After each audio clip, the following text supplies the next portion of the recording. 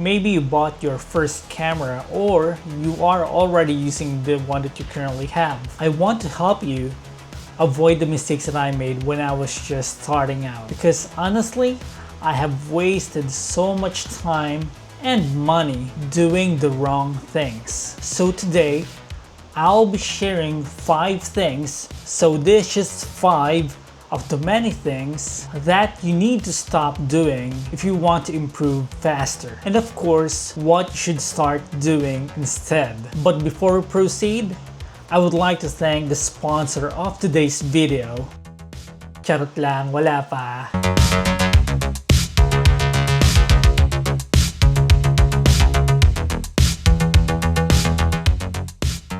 Number 1.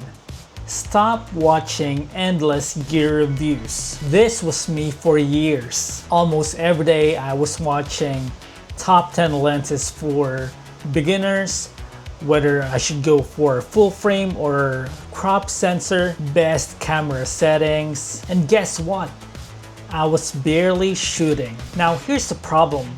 Watching videos can feel productive, but if you're not actually practicing, nothing changes. Gear reviews trap you in this mindset that the next camera, lens, or gear will make you a better photographer. But it won't. A new camera can't fix bad light, a new lens can't fix a weak composition, and a higher megapixel can't make you a better storyteller. So instead of wasting countless hours on gear reviews, here's what you should start doing. So if you're gonna spend time learning the basics like the exposure triangle, ISO, aperture, shutter speed, and especially how light affects your image, because that's where real improvement happens. Honestly, a beginner who understands light and exposure will take better photos with a phone than someone who uses a full frame camera who always shoots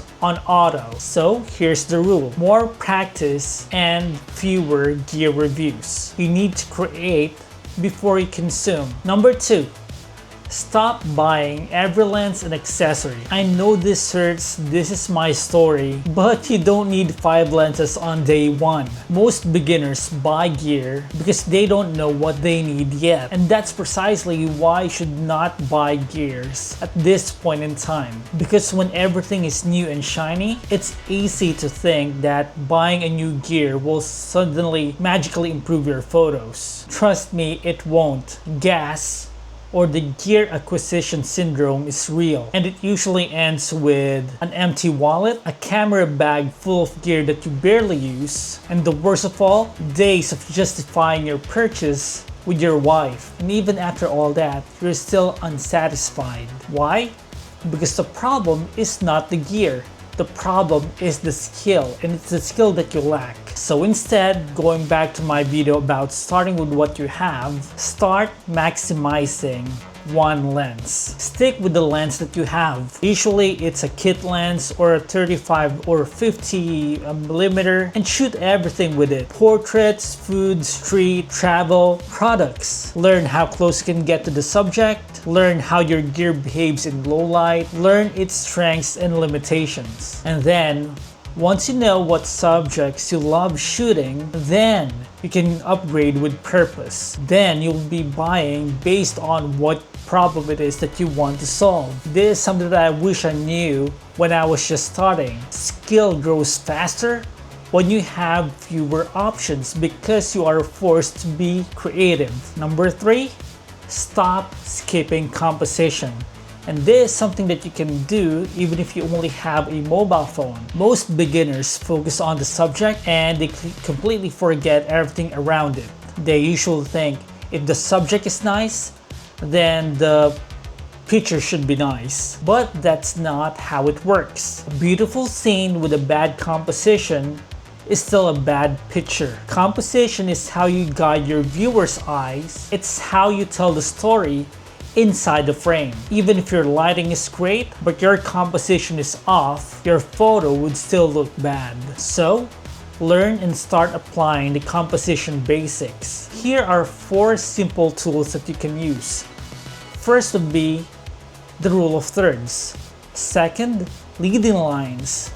Third, negative space. And then fourth, framing. When you see or look at a photo that you admire, don't just say, "Wow, ganda nun ah." You need to ask, why is it nice? Bakit ba siya maganda? Ano ang kinaganda ng picture na to? Where in the frame was the subject placed? What's filling the background? Are there lines leading your eye to the subject? Is there an empty space leaving for room to breathe? If you can answer those, it's actually helping you improve. Composition turns snapshots into intentional images. This is where you start becoming a photographer and not just someone with a camera. Number 4.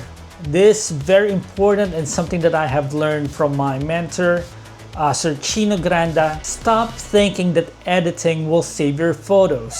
This one might sting. You've heard people say, "Oh, that's okay, I'll just fix that in post." But no, if you're training to become a photographer, you need to at least get it right in camera. Thinking that you can fix everything in post is one of the worst habits that you can form early on. Editing does not replace good shooting. If your photo is underexposed by 3 stops, your composition is messy, your white balance is off, and your subject is blurry, there's only so much that Lightroom can do for you. You'll spend hours correcting mistakes instead of learning from them. You want to train your eye like a photographer, not train yourself to fix everything in post. So, you should start getting it right in camera. Focus on exposure, good light, good composition, and clean framing. You need to treat editing as polish or polishing. It should never be a rescue mission. You don't need to be an editing expert on day 1.